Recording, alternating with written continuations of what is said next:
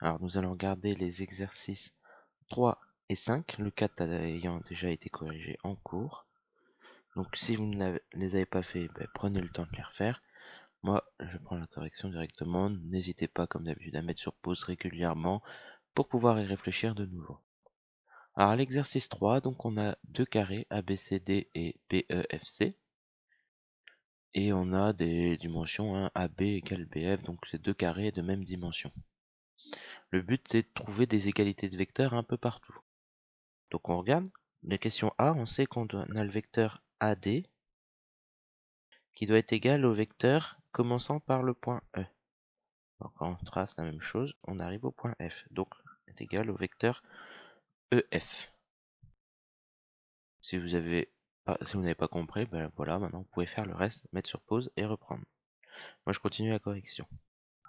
On continue avec la question B, pardon. Le vecteur EC, alors EC c'est le vecteur bleu que je trace ici, est égal au vecteur commençant par B. Donc le point B est ici, donc du coup on arrive au point D.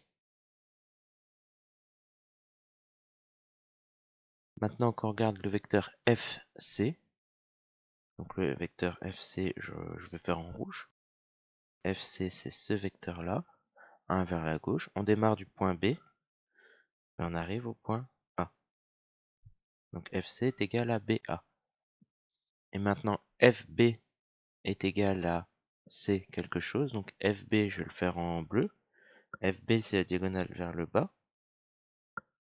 Et si on démarre du point C, on arrive au point A. Donc le vecteur FB est égal au vecteur CA. Voilà, j'espère que vous avez compris, c'est pas très difficile, c'est juste de la lecture et savoir se repérer et qu'est-ce que de vecteurs égaux. Ça traduit exactement le même déplacement. On va essayer de faire la même chose pour l'exercice 5.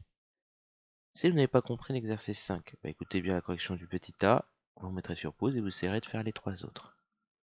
Donc l'exercice 5, on doit, petit a, construire le point H, on voit bien sur le dessin il n'y a pas de point H, tel que le vecteur DC soit égal au vecteur BH. Donc si on analyse, DC doit être égal au vecteur BH. On a fait un dans le cours. Le vecteur DC, je le connais. Le vecteur DC, c'est 3 vers la droite. D'accord? Le vecteur BH. H, c'est ce que je veux trouver. Et le point B, pardon, je l'ai. Donc je démarre du point B et je fais exactement le même déplacement qu'ici. Donc 3 vers la gauche.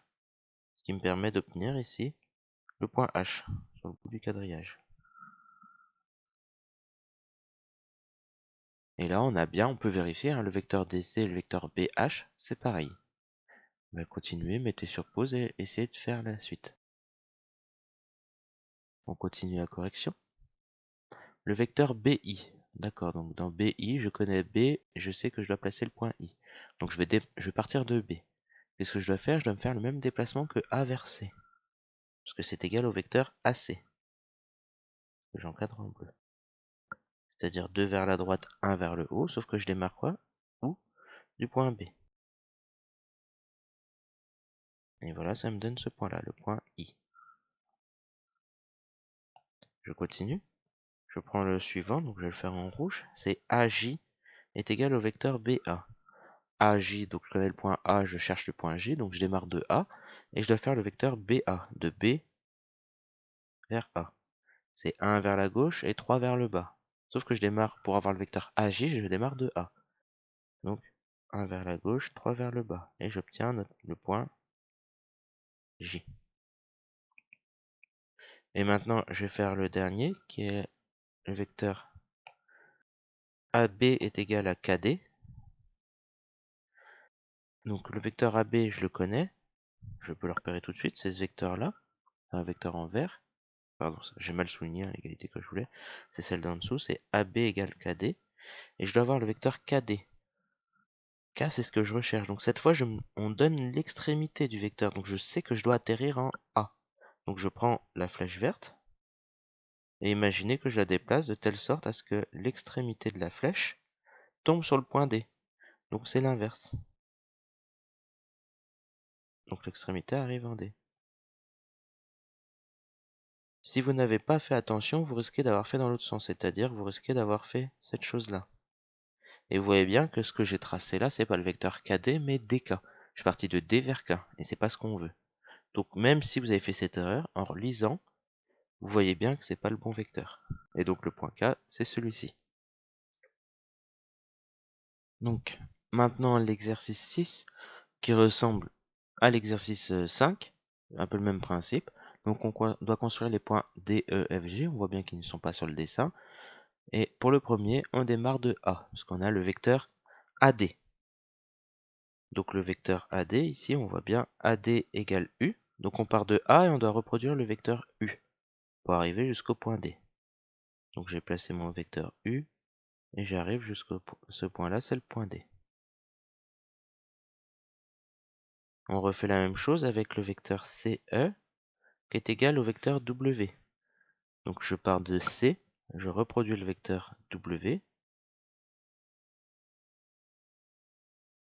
et j'arrive à la fin, ça me donne le point E.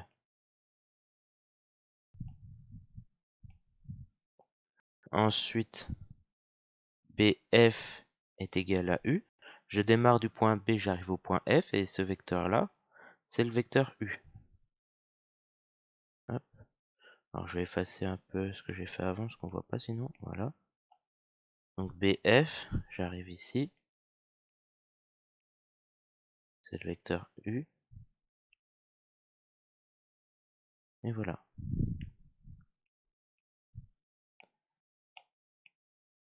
Et enfin, le dernier, qui était comme tout à l'heure un peu plus difficile, c'est GA qui est égal au vecteur W. Donc je dois partir du point G, arriver au point A. Le point G, c'est ce que je cherche. Donc moi, ce que je veux, c'est que l'extrémité de la flèche soit égale à W. Donc GA, on part du point, je regarde le vecteur W, et je fais en sorte que ce point, l'extrémité arrive au point A. Donc on arrive à ça.